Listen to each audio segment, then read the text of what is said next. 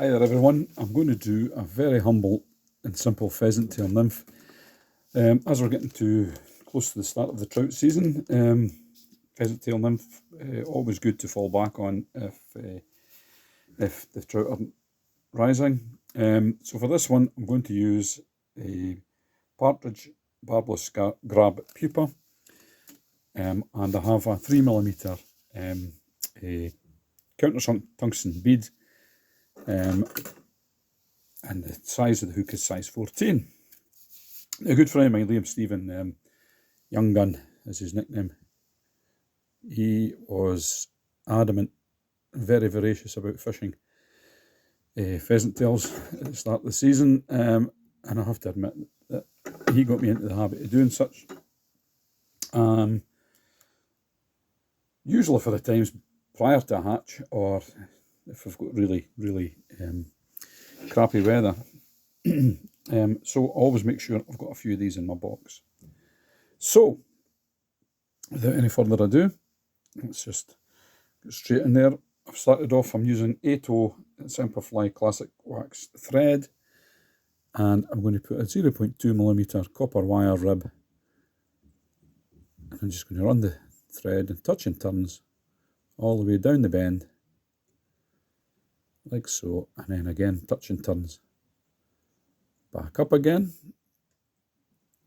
to the back of the bead. Yeah, get myself cock pheasant, nice brown, reddish brown colour. I'm going to pluck out a few fibres off the tail section and use these for tying in the body. So I've run my thread back up, and I'm just going to put a few lock and turns in behind the bead, just so I've got it just tight and no more, leaving enough room to finish the fly off, and then touch and turns back down. I'm just going to come back up again here. Just basically all I'm doing is just forming the taper and the nymph right back to the end of the thread there. I catch in my pheasant tail, leaving a few strands sticking out the back. You'll soon get to learn how far to leave that out to get the dimensions right. And then I'm just going to take my thread back up again, right to the back of the bead. Now, what I don't like to do, a lot of guys will twist this to form a rope. I don't twist it too tightly, because that way I feel that so you can get it to lie much flatter. And I prefer that because I think it's a better body. Not a right way or a wrong way, just the way I prefer to do it. I'm just going to take this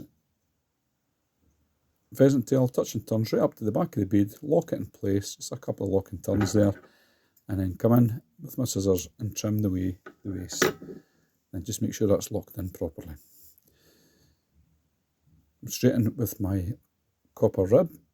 What I'm going to do is going to bring it round under the tail like so, and then wind it in the opposite direction to that around the body, and this means that the wire will come across the pheasant tail and it helps protect it and get a wee bit more longevity out of the fly.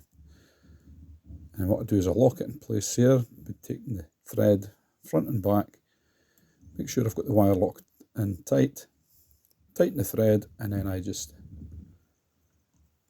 break the wire off like so. There we have, you formed the body, you've got the tail, the head, and that's just tight and no more, but you've not filled this section here up way too much, not to allow the finish of the fly. Various ways you can do this. What I like to do is take some peacock olive dubbing, synthetic dubbing here, you'll see. It's got a beautiful sheen to it, nice natural, it's dark, but with the olive colour through it. Take a pinch, not too much. Yeah. But instead of dubbing it straight onto the thread, what I like to do is split the thread.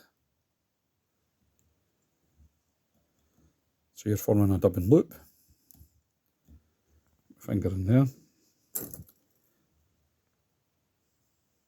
bring your dubbing up inside the thread, cross over and twist. And that will trap these fibres in place. Then I'll shorten my thread here, and I'm going to spin the bobbin holder. You can't quite see that there, but just off the bottom of the camera, the bobbin holder's spinning away like mad. And then when I let that go, that will start to tighten up and spin up the, as you can see, spin up the dubbin doodle. Bring my thread back. So I've got short loops again, turns. A couple of turns in there, lock that in place. Then I take my varnish. Come in with the varnish and drop it on the thread here.